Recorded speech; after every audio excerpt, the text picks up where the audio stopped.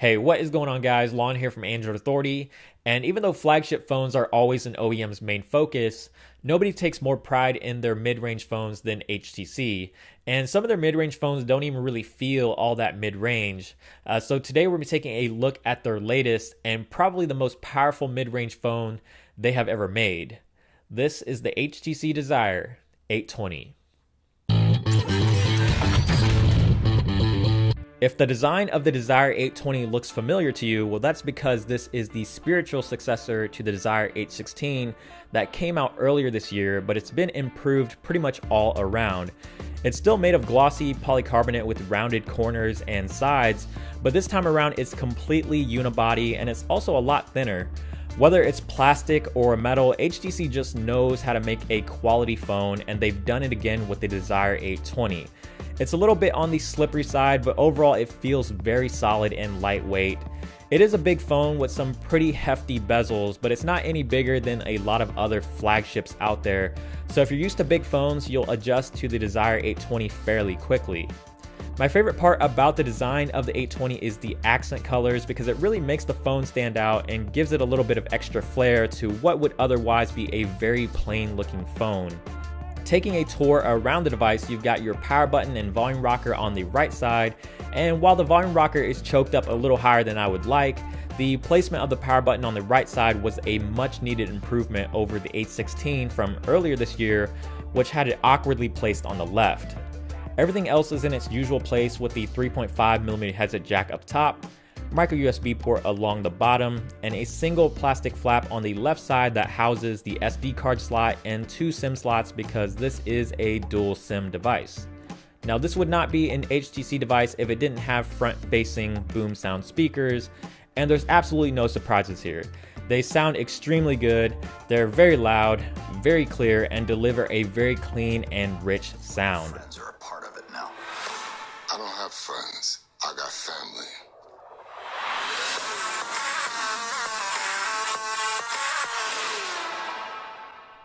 Also on the front, between those two speakers, is the 5.5-inch display coming in at 720p resolution.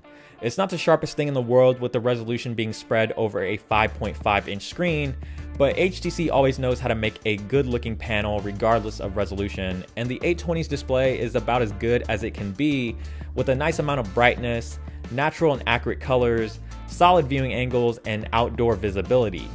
It might not be the highest end panel out there, but it's still very enjoyable to use, especially for games and videos, so there's not much to complain about with the display. Inside the Desire 820 is where it starts to get a little bit interesting. The 820 is being powered by a Snapdragon 615 octa-core chip. This makes the Desire 820 one of the first Android phones to be powered by a 64-bit processor, and while it's still running 32-bit software, you will at least have the comfort of knowing that if and when the Android Lollipop update comes, your phone will have the hardware to fully take advantage of the update.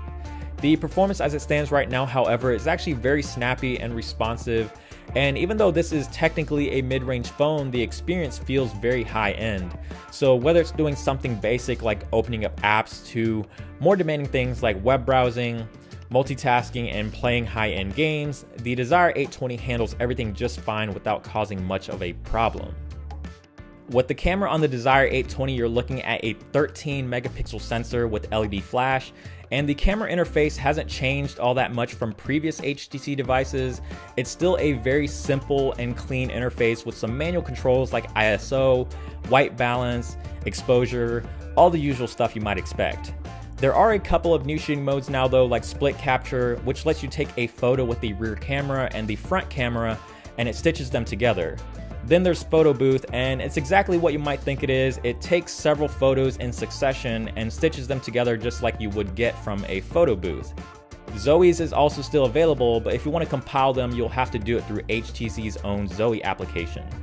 With the 13 megapixel sensor, you can take some pretty high-res photos with a good amount of color if lighting conditions are right, but more often than not, exposure and white balance are usually way off, causing a lot of detail to be lost. Photos are either completely overexposed or underexposed, causing lights to be way too bright and darks to be way too dark. HDR, however, does help alleviate the issue by creating a much more balanced shot and bringing out more detail. It certainly doesn't get much better in low light, resulting in a lot of noise, making it virtually impossible to take a usable photo in dim lighting conditions. The front-facing camera is worth mentioning simply because it's an 8 megapixel camera, which is a lot higher resolution than most smartphones out there, so if you're into selfies, you can take some pretty good ones and really take advantage of the front-facing camera features like photo booth that I mentioned earlier. As far as the battery life is concerned, you're looking at a 2600 milliamp hour battery, and I would say the battery life is just average. It's nothing spectacular. I was getting anywhere between 13 to 16 hours off the charger with about 3.5 to 4 hours of screen on time. So I would say it's definitely more than enough to get you through a full day, but I wouldn't expect to get anything more than that. Taking a look at the software, you're looking at Android 4.4 KitKat with Sense 6. And if you're familiar with HTC devices, then you'll find your way around fairly quickly, as the experience hasn't changed all that much on the Desire 820.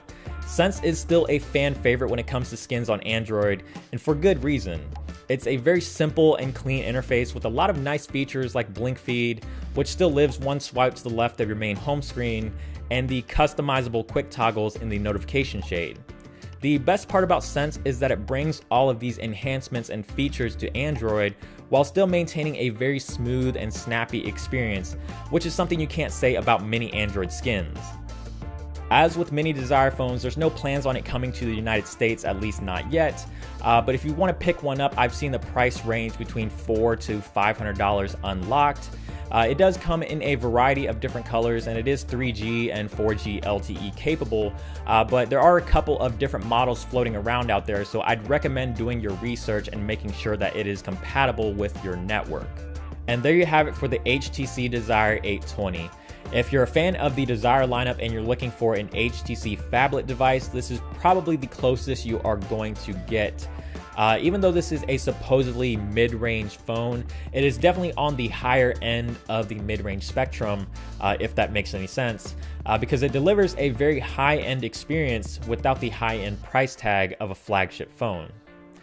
Anyways, guys, thank you so much for watching this review. Hopefully you enjoyed it. If you did, please give it a thumbs up down below, and also subscribe to the channel, which is also down below, and make sure to check out our website for more in-depth coverage.